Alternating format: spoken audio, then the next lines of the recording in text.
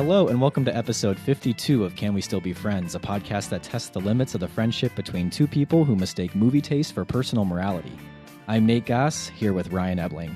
For this episode, we're going back to 1977 to revisit a sci-fi classic, but perhaps not the one you might be thinking of.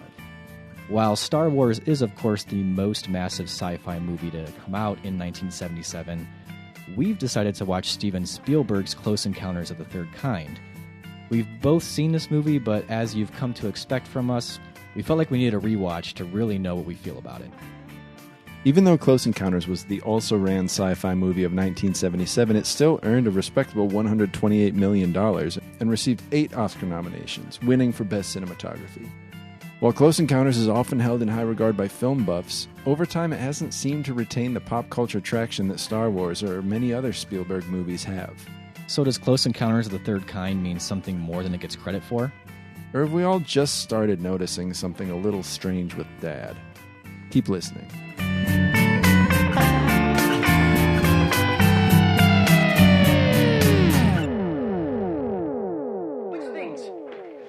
I don't want to hear about this Ronnie, anymore. this is very important. I'm not just going to let it lay here. I'm going to call somebody about this. There's nothing... Ronnie, I saw something last night that I can't explain. I saw something last night I can't explain.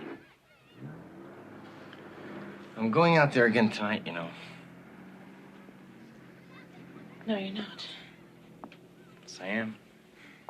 No, you're not. Yes, I am. No, you're not. When they live on the moon, they got bases in the moon, so at night they can come through your window. You! This isn't a moonburn, you know, goddammit. You live on the moon. I saw it. You came through my window. That was the increasingly exasperated Roy Neary, played by Richard Dreyfuss, trying to explain to his even more exasperated wife, Ronnie, played by Terry Garr, what is going on with him and why does he keep drawing and sculpting the same mountain? Mm-hmm. And he's seen some stuff. He has some lights, some bright lights. They burned his face. Yeah, and we've seen some stuff too. We've watched Close Encounters of the Third Kind. Yeah, and hopefully you guys watched it, either have seen it or watched it with us. It's one of those movies that everybody's, of course, heard of it. Yeah. Or maybe has seen images from it, but I feel like maybe not everybody has seen it. No, I think it's one of those that it's got its iconic parts. You know, you've got the 5-note riff. Yep. I think people are kind of familiar with that. Mm-hmm. That might be where it ends, to be honest. It's probably the bass line, yeah. It's not maybe the mountain, maybe Devil's Tower. Yeah, I could see that. But it just you know, you look at even other Spielberg like Jaws, right? And you know, other stuff from the 70s. Obviously, we're talking about how Star Wars came out the same year, right? Heck of a year for John Williams. Yeah, he was up against himself in the Oscar. And did he win against himself? He did. He won for Star Wars. Okay. Probably the right call, but still, what the? I mean, that is a heck of it. Has any composer seen that kind of success? I don't know. You have to go back to the 17th, 18th century and probably figure out what the climate was like with Mozart. But I think most music historians would say it Mozart and then a gap and then John Williams. Right. Specifically 1977 John Williams. So was he, I mean, you looked this up. So was he nominated for both Close Encounters and man. He was. Now, and I don't know if that's ever happened since. Oh, I bet it has. I bet it's happened to John Williams since. You're right. Yeah. I bet you're right. There's only like 4 composers working in Hollywood. We've got Hans Zimmer, Danny Elfman, John Williams, and Mark Mothersbaugh. Right. Many of these being Wes Anderson. 80s new wave. Right. two of the 4. And then once in a while we get Trent Reznor and Johnny Greenwood.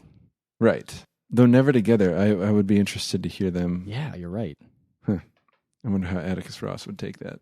Not well. Probably not. Now, I'm looking at the Oscar nominees from that year because Close Encounters was nominated for 8 Oscars, but not Best Picture, which, I mean, just kind of strikes me as odd. Usually a movie racks up that many, they'll toss a Best Picture their way. Yeah. The Well, nominees, this was back when the nominees were only, what, 4 or 5? Five for Best Picture. But how many of these movies have been doing? One, the winner was Annie Hall. Yeah. 2, Star Wars was nominated, of course. Uh-huh. The Goodbye Girl. What? No, never seen that. Julia. Nope, never seen that. And The Turning Point. No. No, I know. No, and no. Right. Like, I couldn't even tell you who's in any of those movies. No, well, the thing is, Richard Dreyfuss was in The Goodbye Girl and won Best Actor for that movie. Julia apparently had a good cast because it was nominated for Jane Fonda, Best Actress. It won for Best Actor in a Supporting Role for Jason Robards. Vanessa Redgrave, Best Actress in a Supporting Role.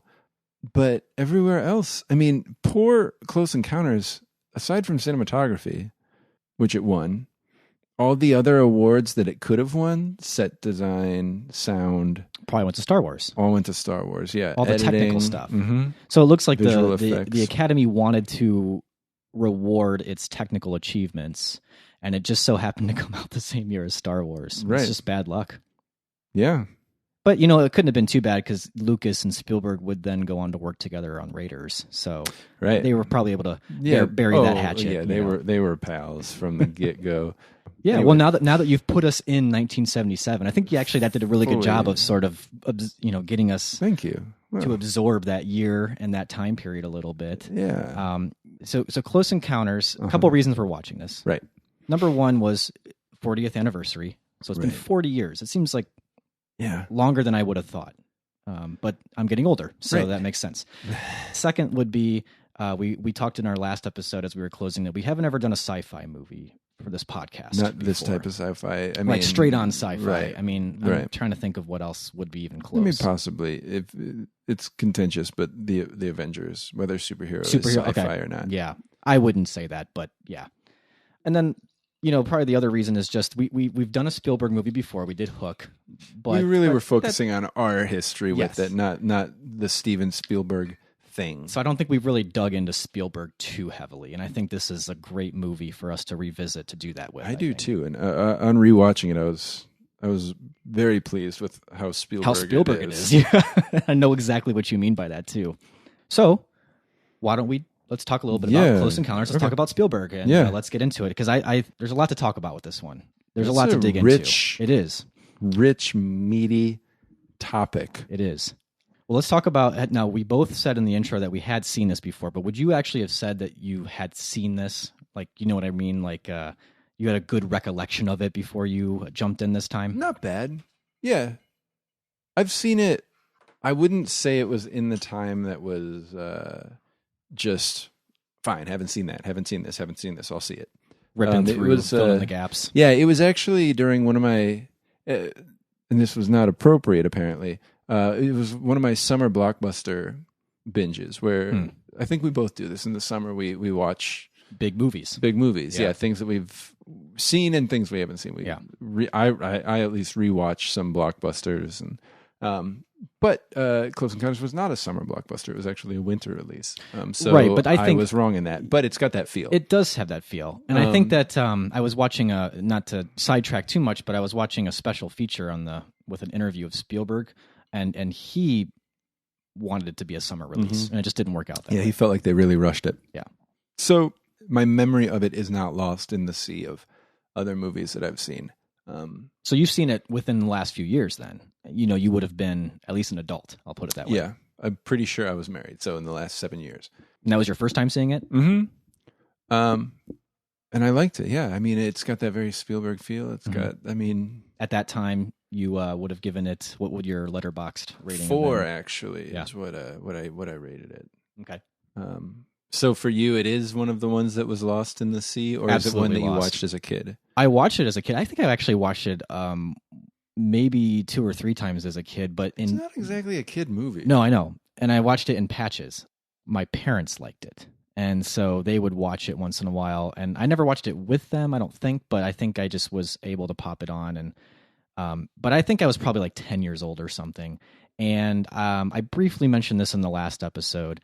It freaked me out, which is kind of weird because I actually saw a lot of movies I shouldn't have watched at that time, and they didn't faze me. But that one really freaked me out, and I never revisited it again. I don't think it was because it scared me, but it just never happened. I mean, this makes more sense as a kid. I was much more into like E.T. And then Close Encounters just seemed like that other alien Spielberg movie. Yeah. The weird one that kind of freaked me out a little bit. Yeah. And then I always meant to watch it again over the years, and it just never happened. And I remember I wanted to watch it again really bad when they had that like I Love the 70s show on VH1. Yeah. And they were talking about Close Encounters, and I was like, man, I should really watch that again sometime. And then it's, again, never happened. So on Letterboxd, it was one of those that I never felt comfortable even rating, because I was never quite sure if I had really seen the whole thing. So I technically had seen it, but I don't even have a rating for it at all on Letterboxd. All right. So I guess we can just move into how we feel initially on the rewatch.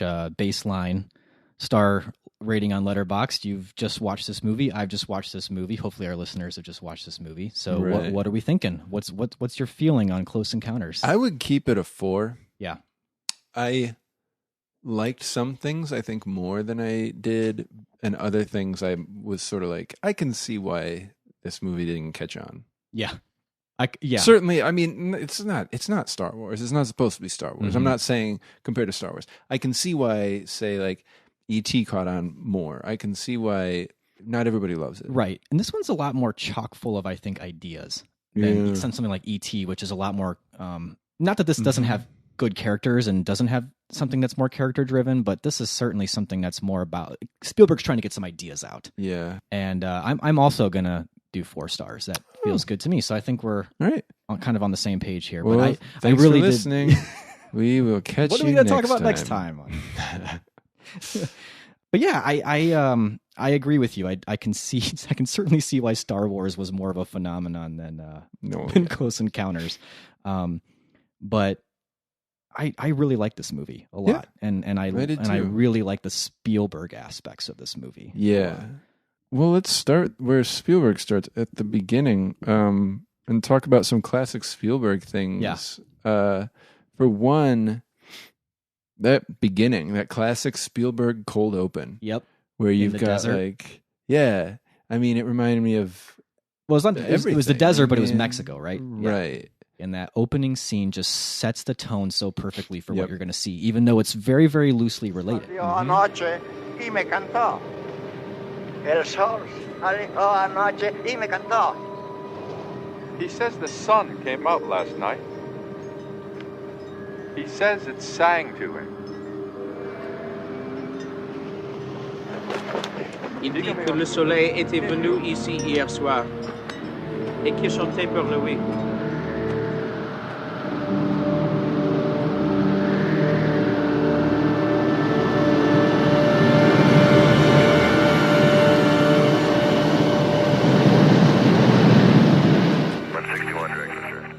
It starts big, and then when you get to the actual story, it goes from immediately very big to extremely small. Yep. And somebody in their house or whatever. Yeah. So we're talking 3 different languages, right? Because you got English, Spanish, and French all coming around and trying to figure out there's something that's happened in this desert. There's a mystery aspect to it, which is very Spielberg. Yep. Like if you think of the cold open to Jurassic Park, for instance, and when they're bringing the raptor in and you don't ever see the raptor. And you've got that high-pitched Williams eerie thing going on. The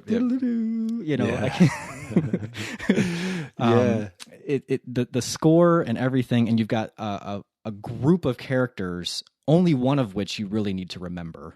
Villain's not the right word, but they're more like just the They are very Spielberg. The people who, the unfeeling sort of like scientific view of it versus the people who are trying to feel something out. Yeah.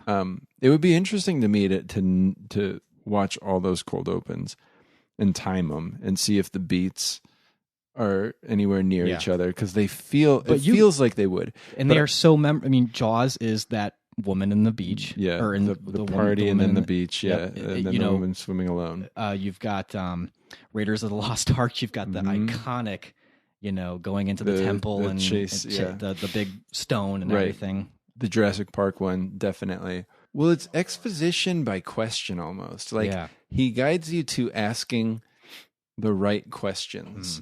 so that he doesn't give you the information. He shows you enough to make you wonder, well, what are they talking about? What was the light? What was all this stuff?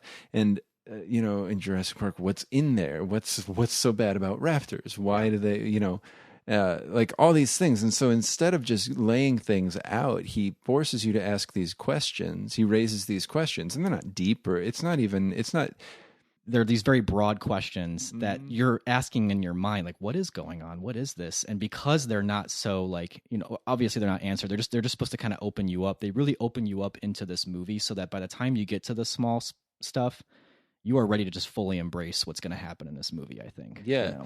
It makes the movie so satisfying because you begin with all these questions and then they get answered. Well, and also because of that juxtaposition of going big and then going small, he's able to very quickly create a complete world. Mm-hmm. He can take you from the macro to the micro, and it all makes sense. Not just a complete world, but he takes you from this place that's so unfamiliar. And I will say this as white suburbanites, he starts in this completely foreign, often literally exotic foreign kind of place. This place full of questions, and then brings you to your living room. Mm-hmm. And you're like, okay, if this is where we're starting, I'm fine. Yeah, I can build out from here. So yeah, the way he can get you into a movie and immediately kind of grab you, it's pretty impressive. I don't know where this belongs in the conversation, but I think it's interesting. He's got such a sci-fi title, Close Encounters of the Third Kind. Like that's a sci-fi pulp novel title. He had to fight for that. Close Encounters he wrote. You're right. This is definitely a Spielberg through and through movie. So actually, I think it is a really good one for us to talk about Spielberg because you are getting Spielberg entirely in this one. Yeah. The hardest fight he had with the studio was actually being able to call it what he wanted to call it. And that Close Encounters of the Third Kind comes from J. Allen Hynek, who was hired by the government, who was supposed to investigate people who had reported UFOs, unidentified flying objects. His job was to try to discount all of them. And he discounted about 90% of them. But then he said there was about 10% that just did not seem like he couldn't really disprove them. And the people seemed too sane, and they seemed to kind of like what the Roy character says, where he's just like, I didn't want to see this. Yeah. It was kind of like that. And so he ended up actually leaving that government job and then trying to kind of seek out that 10% and answer that. And he ended up writing a book. And in the book, he talks about different encounters. And the third kind was when you actually meet them, meet the actual aliens. And so, yeah, it's a very sci-fi title. It's coming from actual, science research. Yeah. And Spielberg wanted that title. And the studios obviously was like, it doesn't mean anything. And you don't even talk about it. Right. They don't explain it. So why would you want to do that? But he fought for it. And I think it's a good thing to fight for. Yeah. Because honestly, I think it adds to that mystery we were talking about, It feels like Spielberg was on a real genre kick because like Raiders of the Lost Ark, which is so influenced in that title too. It's just very like genre. Yeah. That adventure kind of novel sort of thing. And he accomplishes something that I think only people who genuinely love, even if they couldn't necessarily articulate why they love it, but genuinely love a genre can do with a genre picture. Instead of just following the tropes and following the beats, is able to make something new and kind of infuse others with that love. I think like Edgar Wright is somebody else who's really good at that. He's not parodying the genres that his movies are supposedly parodying. He's making another one standing on the shoulders of the things he loves about it. And yeah, so I love that it's so unapologetically sci-fi. Yeah. In a way that actually Star Wars wasn't. Oh, yeah. Star Wars was almost like more apologetically sci-fi. Like it was more like, this is sci-fi, but even if you don't like sci-fi, you'll be okay with it because it's not really sci-fi. It's just sort of set in space. Well, I know a lot of librarians and science fiction aficionados will tell you that it's not sci-fi. Star Wars is not sci-fi. It's fantasy. Right. Or it's I think that's a accurate. space samurai movie or whatever. Yeah. I mean, Close Encounters is much closer to, say, 2001 than Star Wars is. Right. It's much closer to even something more recent like Ex Machina or something like that than than Star Wars is. You know? Definitely. So, I mean, I guess what do we mean when we say that? I think it is that it's kind of tackling big ideas. Mm-hmm. And so I think real sci-fi can have this surface level feeling that it's a little colder, right? Trying to tackle certain topics and ideas, maybe at the expense sometimes of character and story. Yeah. I don't think that's really the case here in Close Encounters. No, I don't either. And I think that is something else that's uniquely Spielberg, is the lived-in quality of his movies. Sci-fi, which can be so cold, like you said. I mean, Roy Neary's house is nowhere near cold. Oh, can we talk about that for just a sec? Yeah. Specifically talking about Roy Neary and his household. Mm-hmm. It's such a sort of humble setting that you wouldn't think too much about set design. But my gosh, the set design is so particular and accurate with those houses. And so there's just the setting itself. They're cluttered, first of all. Like how often do you see movies that are depicting families where they're in this like spick and span household? And I just found it super comforting. I'm like, hey, that house looks like my house. There's crap all over the place. It is a mess. Yes. Yeah. And it's the sort of house that you wouldn't necessarily be surprised that he started throwing shovelfuls of dirt into the living room. Yeah. Which for the setting, one of our listeners, Eric, who often writes into the show, but he had a lot of thoughts on Close Encounters, and I think we're going to bring him up a couple times in this episode because he talks about a lot. But one of the things he really does mention is the look of the houses. Mm-hmm. Eric says, those families have so much stuff. Dedicated consumers, the houses are packed with stuff stacked on the wall everywhere. There's a lot of equipment featured in this movie, toys, jukeboxes, cameras, consoles in the air traffic control room, and the mobile lab. That's a separate setting.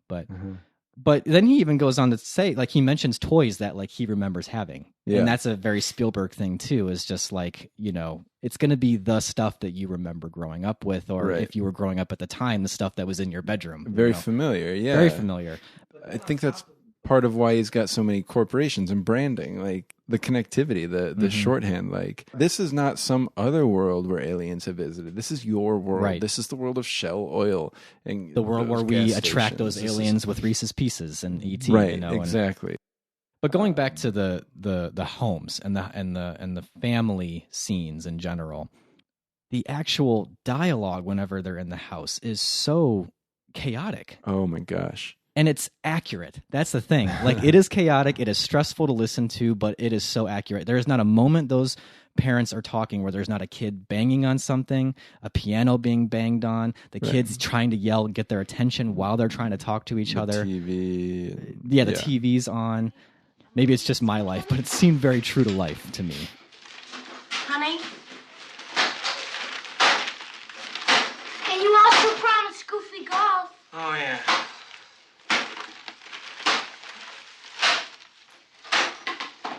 Roy, what is all this stuff on my table? I thought I told you this was for my stuff, this table. I mean, you can have that table. Oh, I don't want this stuff on my breakfast table. This can cause tetanus. What is this? Hey, you know who's playing in town? Pinocchio. I don't want it on my Kids table. have never seen Pinocchio. You guys have never seen Pinocchio. You're in luck. Aw, leave it. Who wants to go see some dumb cartoon rated G for kids? How old are you? 8. You want to be 9? Yeah. You're going to see Pinocchio tomorrow night. Roy, that is a wonderful way to win over your children. Well, and then Eric, too, in his email it was sort of a passing comment, but it's a good question. He remembers as a child, he didn't like the chaos. But he said he wondered maybe that's a theme, the struggle to communicate and the need for intermediaries to facilitate and translate. He goes on to say, or maybe not. But I think there's something to it, because that really is all that the aliens are seeking to do in this movie, is communicate.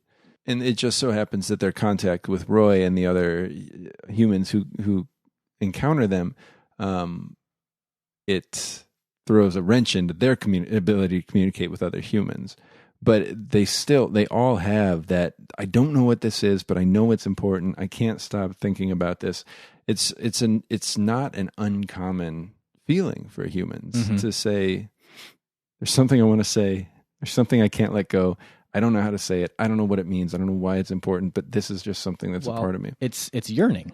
Sure. And Josh Larson, who's the co-host of Film Spotting. Right. Just recently wrote a book called Movies or Prayers, and each chapter goes through different types of prayer.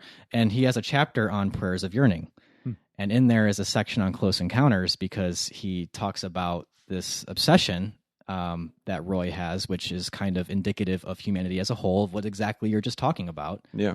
And I remember I had actually read his section on Close Encounters before I rewatched the movie. And as I was reading his part, I was like, is he reading too much spirituality into this? Because I really did not remember that being a part of Close Encounters from my 10-year-old viewing. Yeah. But I was really struck by how religious this movie feels.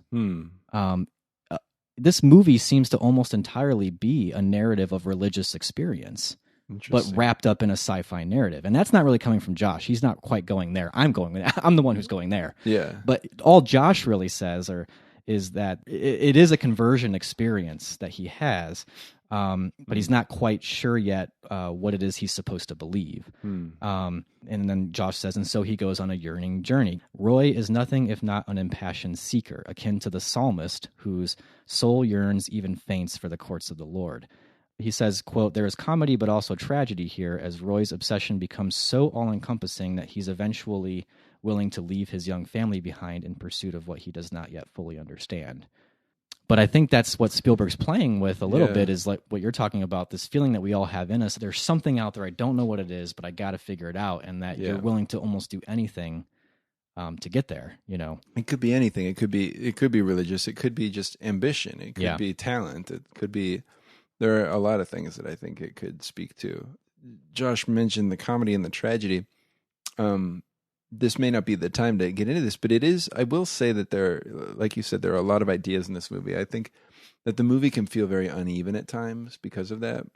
So we should say also, we watched the director's cut. Yeah. There's the original theatrical, there's a special edition and the director's cut. And there's a scene that Roy is in the middle of the night, just in the shower.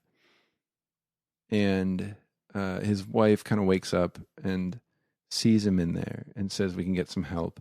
And then his kids see. And it's this, that's something that struck me this time especially, was the progression of his kids' sort of disillusionment with their father. Yeah. It starts with the older one. It's a little, it's pretty heartbreaking. Actually, it is. It's tremendously heartbreaking to see the older one, and then the second, their middle child kind of starts seeing it too, and just seeing the fallibility and the humanity of your parents can be a very troubling thing, and it's so clear to these boys, and to watch it happen, because the movie unfolds it very subtly but very effectively.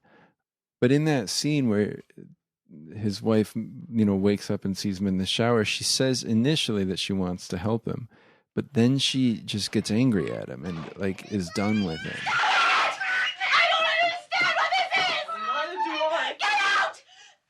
Go to your room and close the door. Ronnie, Yes. I'm really scared. I want you to help me. Oh, Ronnie. all this bullshit! It's turning this house upside down! Ronnie, just... I just hate you this way! Ronnie, No! Ronnie. Just hold me. No. Just put your arms around me. It'll really help me. It'll really help me. Please. Listen! Ronnie. Don't you see what's happening? None of our friends call us anymore. Ronnie. You're out of work. You don't Such care. a small... You're wrecking us! You're wrecking us! Ronnie. And it's such a sad scene. And then the next morning is the scene where he goes around pulling up plants and throwing dirt into the kitchen and all this stuff. And it's almost like slapstick comedy. It's tough sometimes to know who we're supposed to be sympathizing with, because in the scene where he's in the shower, we're definitely sympathizing with him. And she is understandably at her wit's end, but reacting in a way that we can all see is wrong. And then the next morning, it's this just zany sort of, he is acting crazy.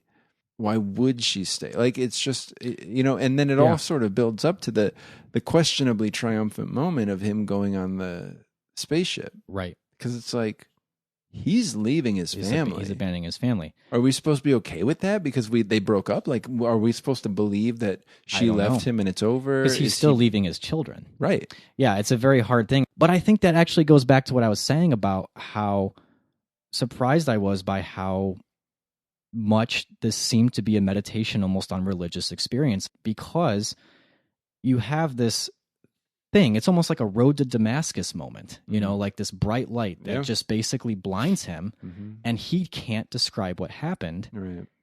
But he can't give it up, right? And how far are you supposed to go to figure out what that is?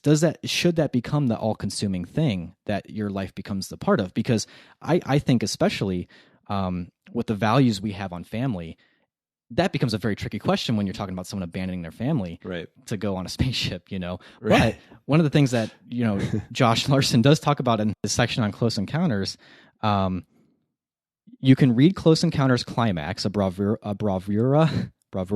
Yeah, I've never known how to say that word.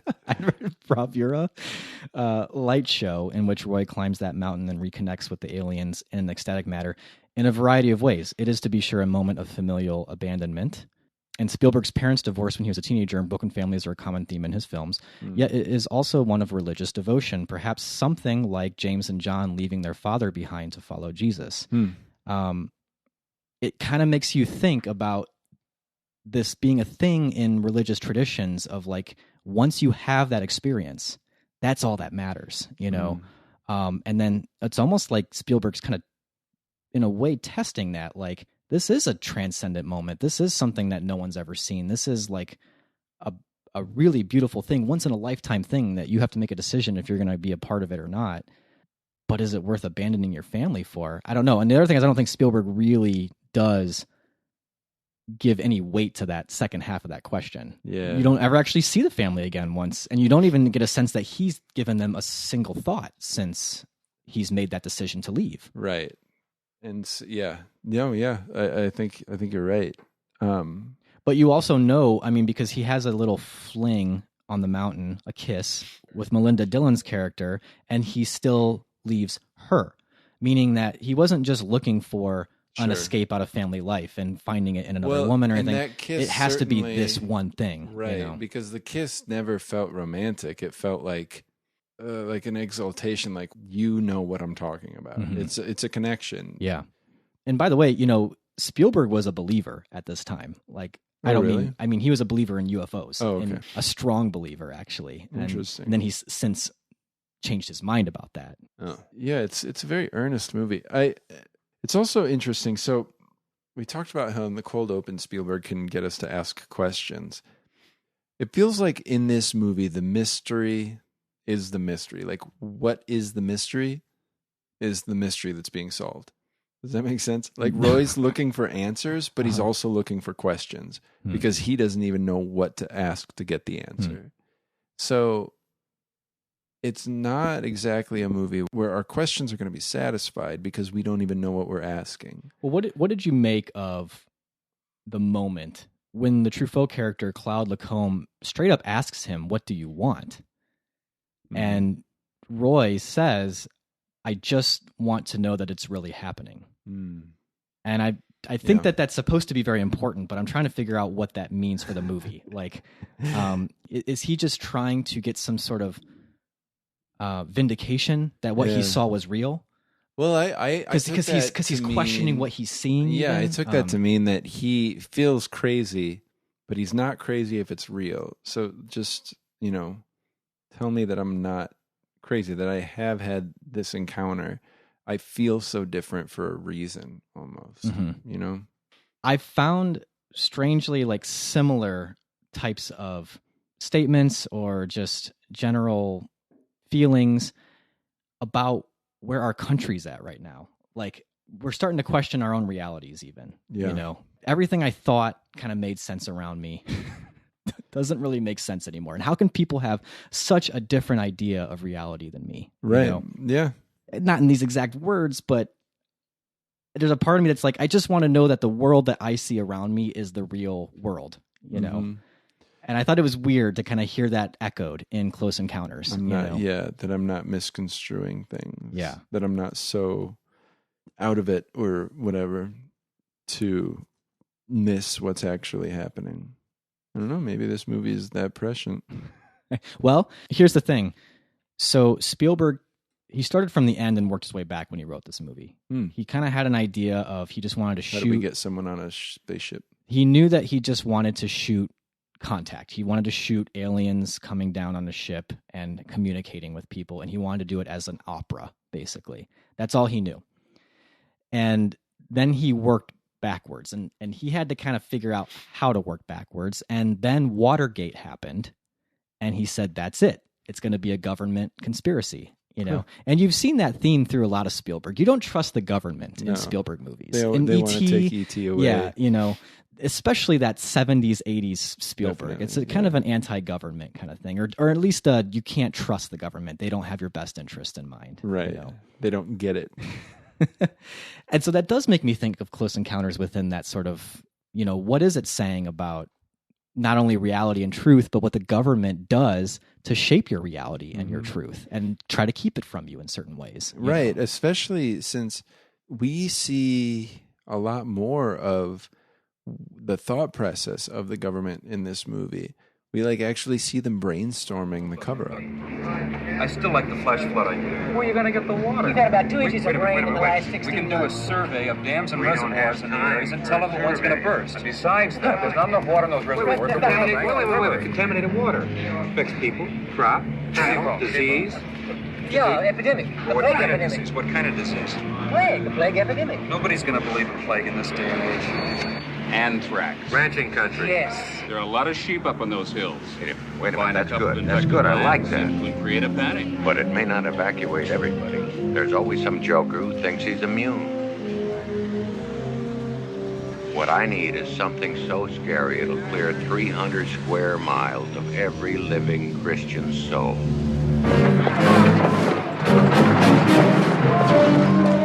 It was a fear tactic. Put on your gas mask because you saw the cows on the road. There's something going on, and it was nothing. You know? Right. But what you were seeing was done by the government. Right. It goes in some surprising directions, I think. You've got that B story. We've got these converging stories. You've seen it from the beginning, which isn't so bad. Like Truffaut, like you said, we were fighting. We were searching for the word. They're not bad guys. He's not a bad guy, actually. I mean, not really. No. He just wants to. He knows something's happening, and he wants to figure out how to communicate. You know. And the government doesn't necessarily want to fight, obviously, because they set up the whole musical communication system. There wasn't a weapon present. So it's not that the government is sinister, but they do want to be a little bit more scientific and procedural about the whole thing. And so this movie lets us in on that, as well as the person who doesn't know. Because nobody knows. The government doesn't know, but they're taking this approach towards it. This sort of let's clear people out and let's go through these sort of proper channels to try to communicate. But then you've also got the people who couldn't be controlled. Their contact couldn't be controlled, and they're just trying to figure it out. So they're creating this art that's expressing what they're fixating on. And that's just something that is just so thoughtful about the different aspects of how would people react to this. Almost idealistic that the government wouldn't set up weapons and that these people would be creating art rather than these people went insane and lost their families and the government prepared for war. It's a little bit idealistic and very, very nice, which is part of what makes the movie so comforting, because this movie's got this very strange tension between unsettling but never ominous. No, and really. I think, and I was kind of surprised by this. I think the movie generally thinks the best of humanity. Mm-hmm. I think it's a very affirming view of humanity. Down to the fact that when they put them in the helicopter to ship them out, they didn't lock the doors or anything. The government was like, you guys will stay put. Yeah, there's that. And also affirming not only of humanity, but affirming of science in a way, because it's good for humans to seek out the truth. Because even as the aliens come down, and there's moments where you could be very afraid, and some run away, some fall down to their knees. Again, a very religious, top of the mountain, Mount Sinai kind of experience. But they work their hardest to try to figure out how to communicate with these, and they don't give up either. And they actually seek it out. I mean, that's the other difference too, is they read the codes. They try to figure out where exactly is this going to be. They grab the globe and they figure it out, and they immediately go there and they build this humongous thing to try to communicate with what's going on. Super elaborate, yeah. They're doing just as much work to communicate as the aliens are doing with them. It's it's diplomacy in action. It is, yeah. It's yeah. I wonder if Daft Punk likes this movie. Oh, they'd have to. With the lights and with the mountain and the music and the synths. My, this is a movie for Daft Punk. This is Daft Punk's movie, yeah. So we've both seen Arrival. I feel like this movie's heir apparent is Arrival. Yeah, that's a good point.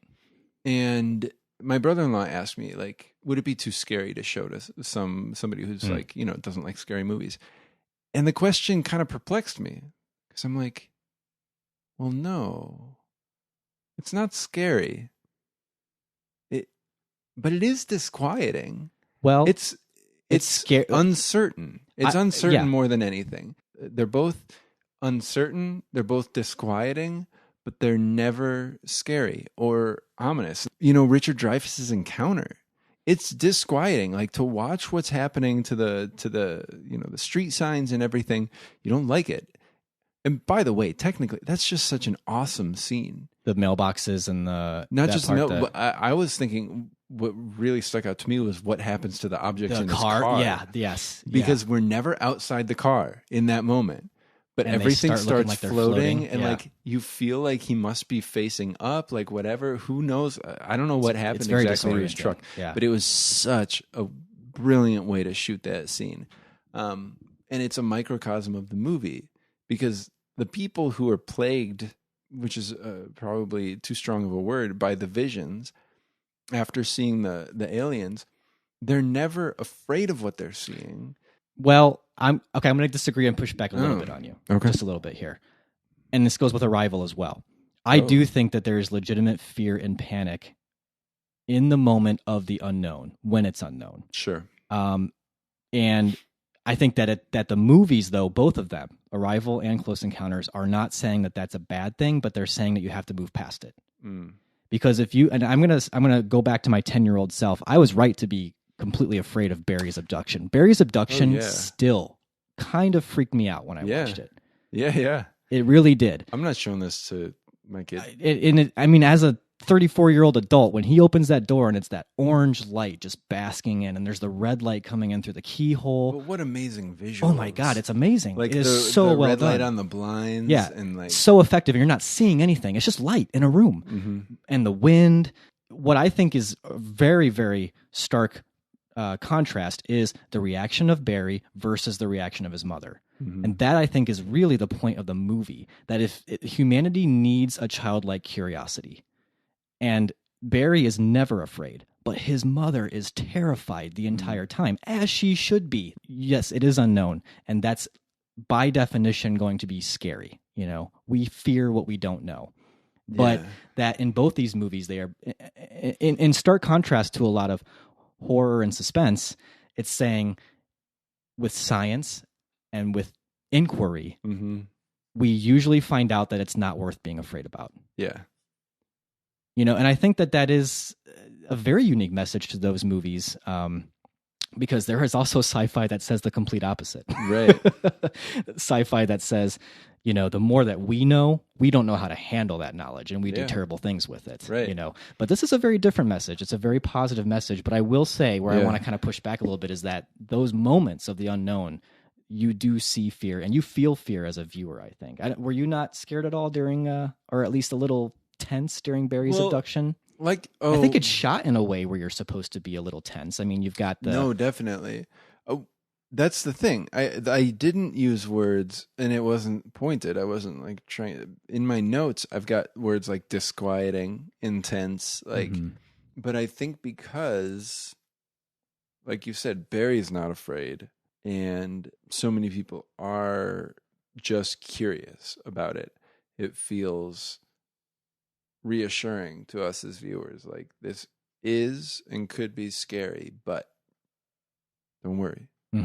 Even up until the very end, though, we don't get any answer that allays our fears. We don't know what happened to the people who had been abducted. We don't know what they went through. We don't know what time was like for them. There are like all these questions that are raised. So we're not like, it's not like, oh, good, having the answers made us unafraid. No, you're right. It was almost like communication made us unafraid. Yeah. In Arrival, there's a translation and they get the message. In this, it's just, we did communicate. The alien makes the hand signals back. And awesome. We have no idea what they said, and we don't know what we were saying. Right. It's just like engaging is all you need. If you think about Spielberg's choice of how they communicate, right?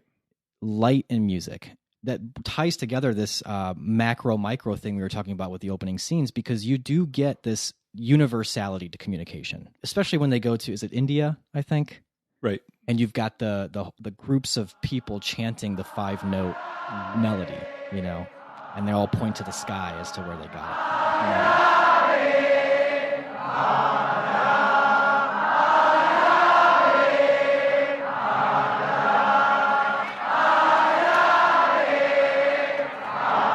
Just this idea that, like, you know, if we can kind of look beyond ourselves, there's a universality to things, that even amongst our differences, things like music, things like a light show, color, can have these very bonding types of effects. There's a lot we could look into with this movie.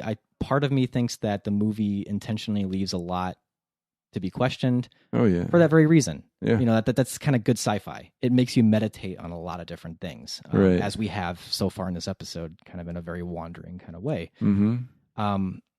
I kind of wanted to bring the conversation back to some of the more Spielberg type things. Yeah.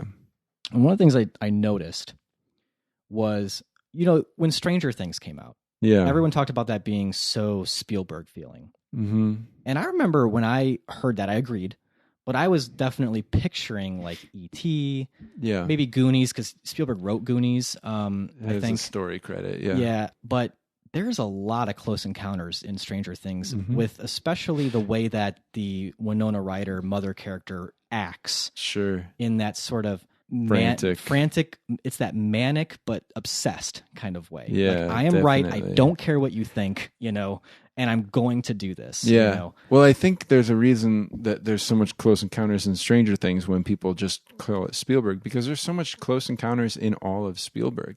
I feel like the things we see in Close Encounters were things that really became templates for Spielberg, for future Spielberg.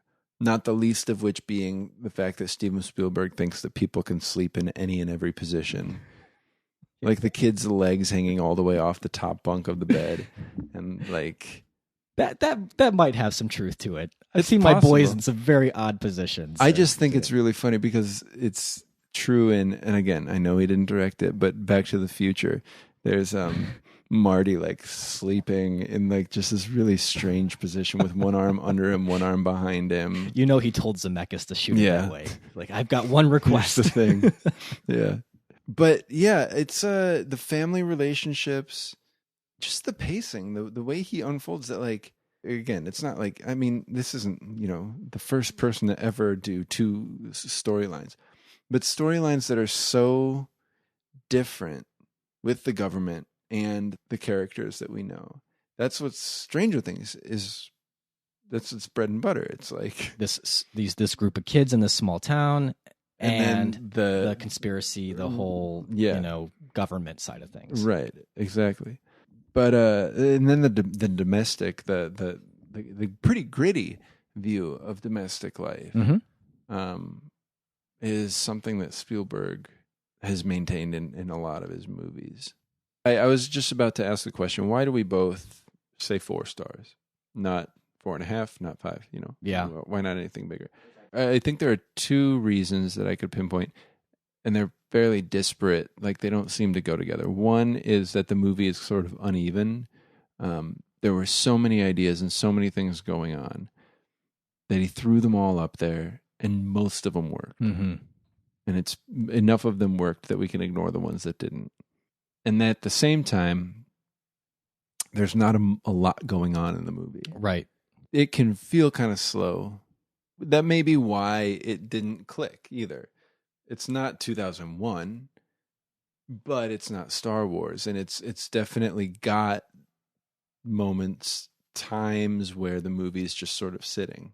I think a lot of times it's to its credit. There are other times where it's sort of, like I said, the mystery is the mystery. It didn't quite know what it was trying to figure out.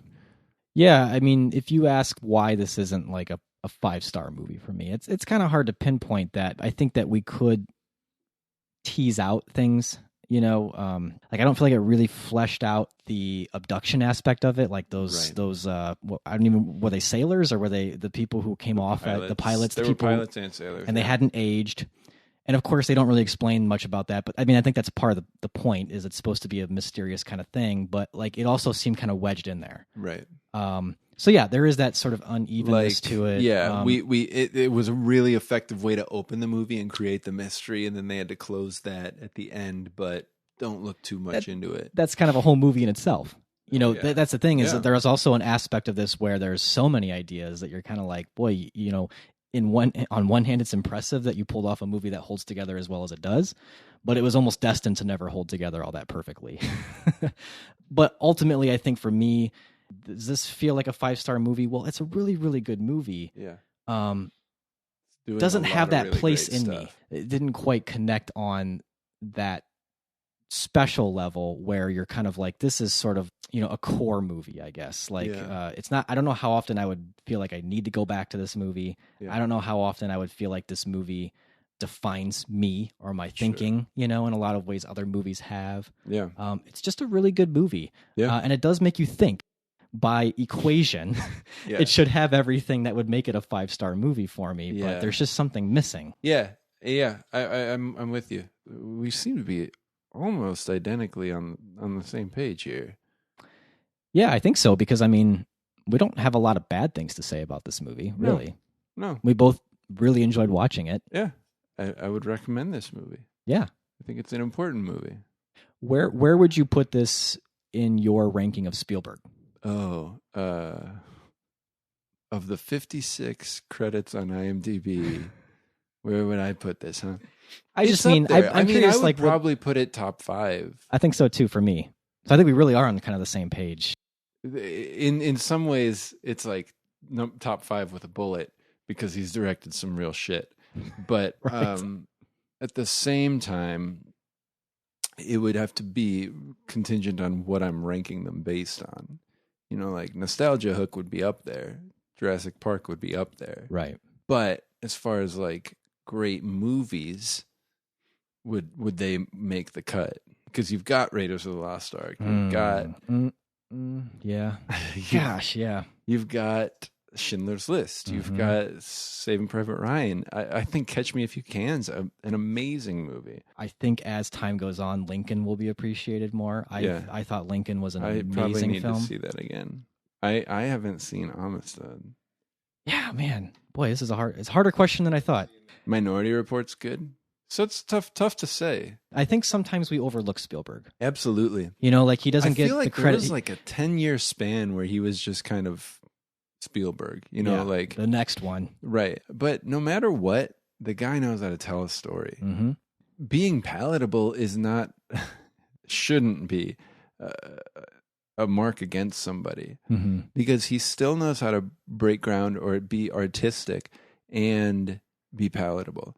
And I feel like in the last 15 years, 10 years, the long take has kind of gotten a resurgence. But you're talking about the uninterrupted shot kind of thing. The truth is Spielberg's been doing those as long as he's been making movies. He just does them in a way that it's not showy. He does it in a way that unfolds the story. And it's not just that he lets the camera roll. He moves the camera. Like there's a Every Frame a Painting about the Spielberg oner. And it's true from the beginning. He's done a great job with innovative and complex filmmaking in a way that doesn't draw attention to itself. We also have not talked about, and we don't need to talk too long about it, but the contribution to our childhood comedy with Tiny Toon Adventures and Animaniacs. Absolutely. I don't know what I would think was funny if I didn't grow up with Animaniacs. With Good Idea, Bad Idea, everything. Boo. Yeah, everything. I mean, it's almost like Spielberg was our tutor.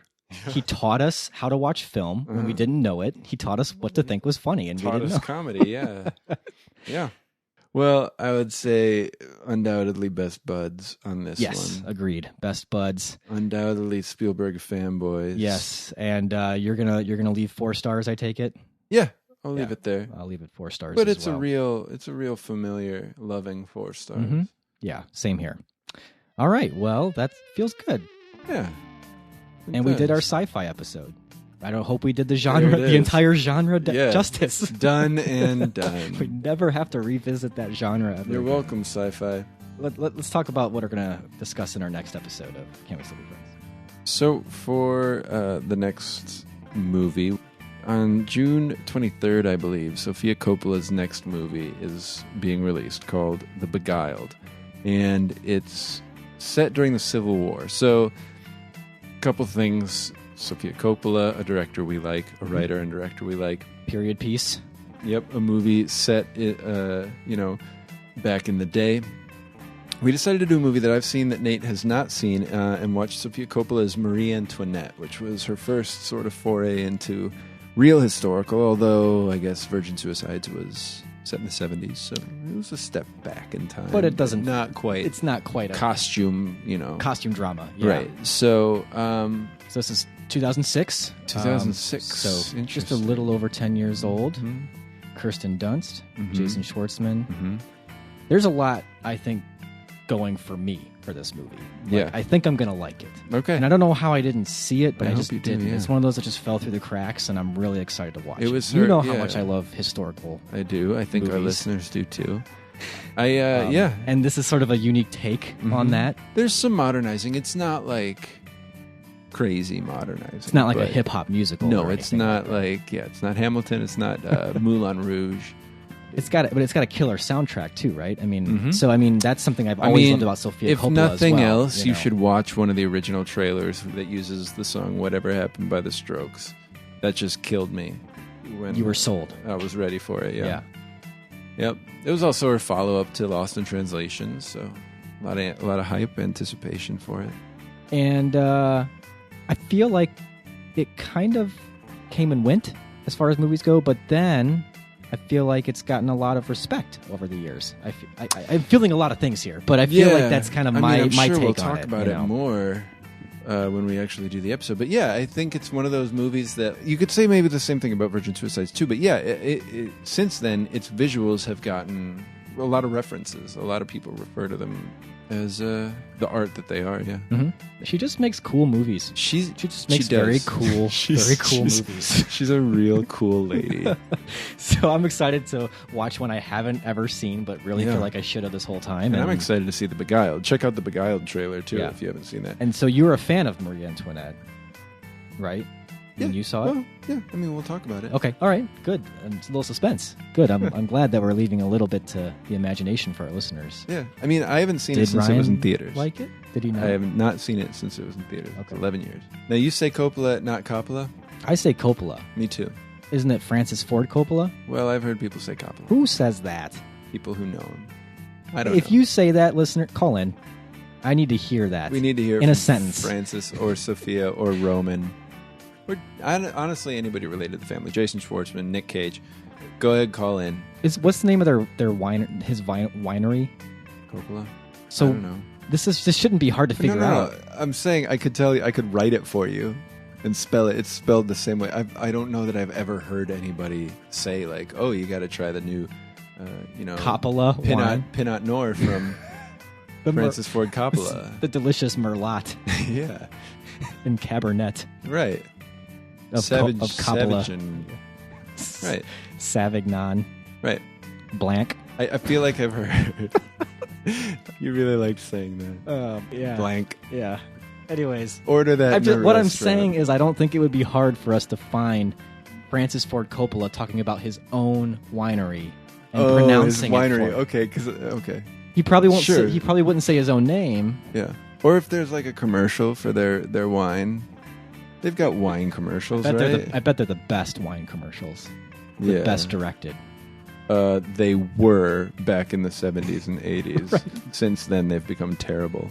Unless Sophia did them, then they're really cool. Right. And have some awesome Or filters. Roman. Did you ever watch his movie CQ?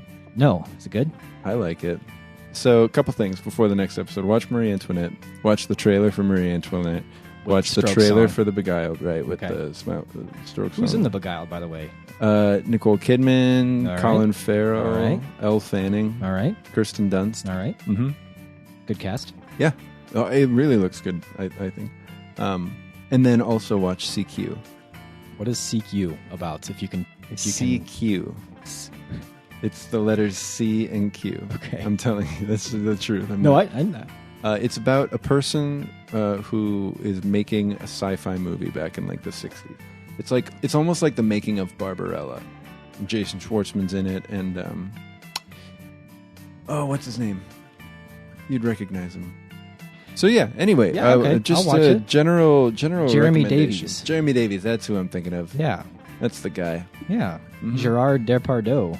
Yeah. And yeah. Billy Zane's in this movie. Oh yeah, Billy Zane is in that movie. All right. Well, now I'll definitely watch it. I can lend it to you if the library doesn't have it, because it was like a definite under the radar came and went movie. I'll find it. Okay.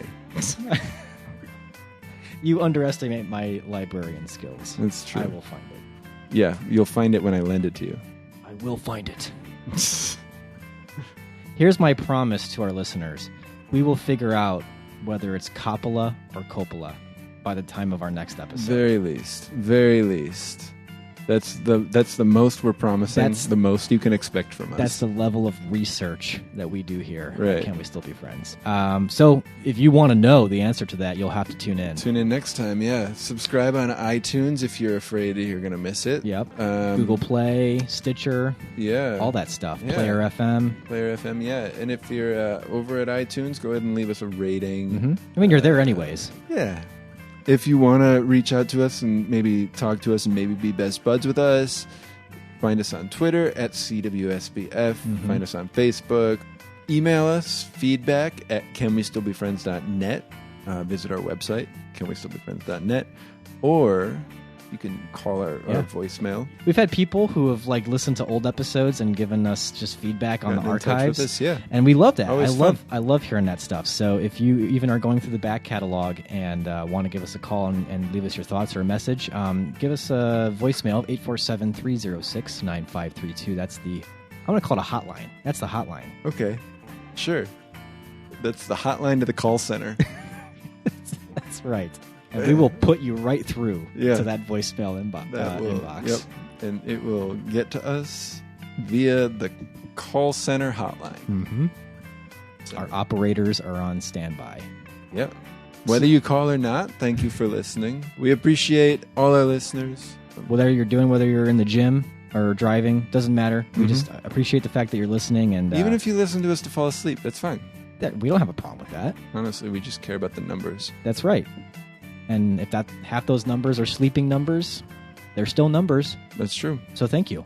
And those numbers are why we sleep at night. Yeah. So and it's a real often this kind of synergistic- rambling is a method. You might not think there's a lot of method to this madness, but the We method understand. is Yep. that you're probably trying to get to sleep right now. And we get it.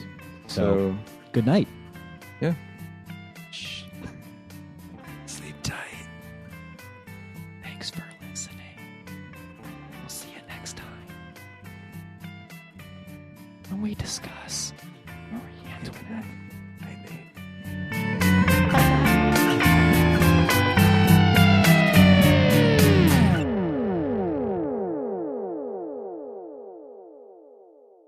Hey guys, Dan Wartsbaugh. I have been digging through the backlog and I'm almost done, but I just got to Barton Fink. I had never watched it, so I watched it and then I listened to your episode, and here's a different take. It's a wrestling movie. John Goodman is the wrestler. He's the one saving the idiot man-child, which is John Turturro, and they do the orphan and dame thing that didn't work according to the guy, which also doesn't work. The dame dies. and yeah, it's just kind of the formula they spell out in the movie, they play out in their movie. There are lots of other things I thought about that. I loved your episode, and I love that movie.